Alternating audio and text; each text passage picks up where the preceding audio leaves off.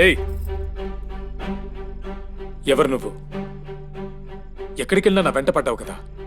ఇప్పుడు నేను నీ ముందే ఉన్నాను. చెప్పు, నీకేం కావాలి?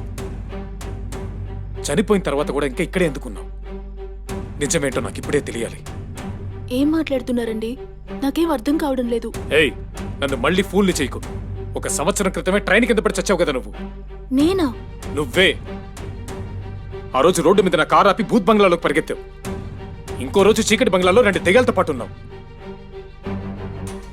ఏమీ తెలియనట్టు ఏంటి ఆ చూపు? ఎవరు నువ్వు? నువ్వెవరో తెలుసుకుందామని నిన్ను కావాలనే పెళ్లి చేసుకున్నాను. నన్నెందుకే టార్గెట్ చేస్తున్నావు? మీకేమైంది? మీరు దేన్నో చూసి భయపడ్డారు. రెస్ట్ తీసుకోండి, రేపు మాట్లాడుకుందాం. ఏయ్, నీ యాక్టింగ్ గురించి నాకు బాగా తెలిసే. మర్యాదగా నిజం చెప్పు. నువ్వెవరు?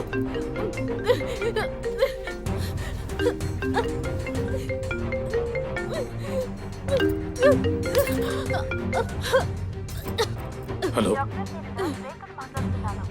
చెప్పు.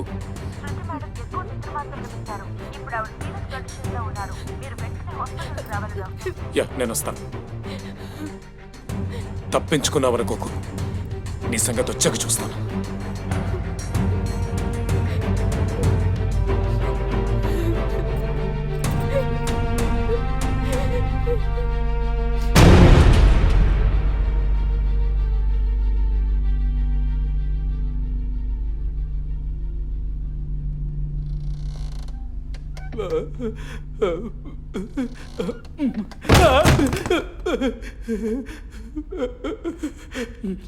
వామ్మో, ఏటీఎంలో ఉన్న డబ్బుకైనా ప్రాణం పనంగా పెట్టి కాపలా కాయచ్చు. కానీ ఇక్కడున్న శవాలకి నన్ను కాపలా కాయమంటున్నారే.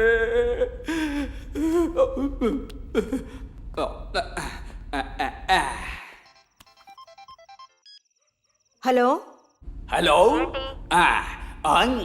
బావని చూసి ఎప్పుడు పిరికి బంద అంటావు కదా. మరి అన్నింటికీ భయపడతావు. భయపడేవాడిని పిరికి పంద అనకుండా మురికి పంది అంటారా?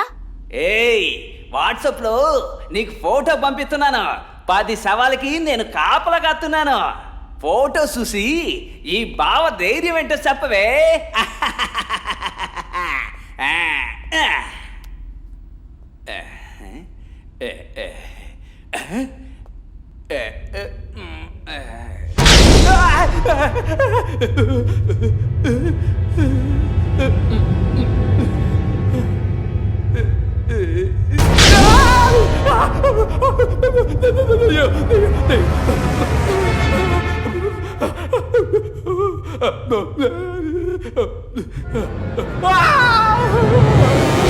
ఎంతసేపు? తొందరగా ఫోటోది. చెయ్యేందుకు వణుకుతుంది? చెయ్యి షేక్ అవ్వకుండా ఫోటోది.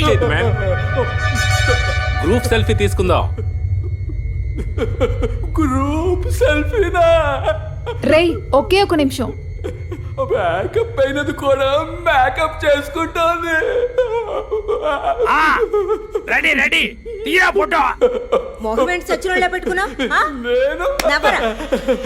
నా మొహం సచ్చినల్లా ఉందా? సరే, రెడీ, స్మైల్.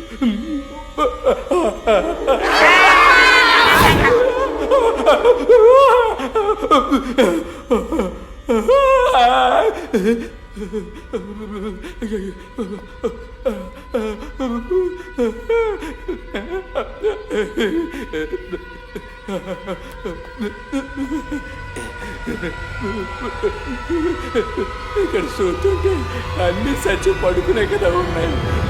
కానీ ఫోన్లో ఎందుకు ఇలా కనిపిస్తున్నాయి? నువ్వు తీసిన సెల్ఫీ ఫోటో మర్చిపోకుండా నాకు కాపీ ఇవ్వు. ఎక్కడికి వచ్చేటప్పుడు పైన పైన దానికి పైన దానికి పైన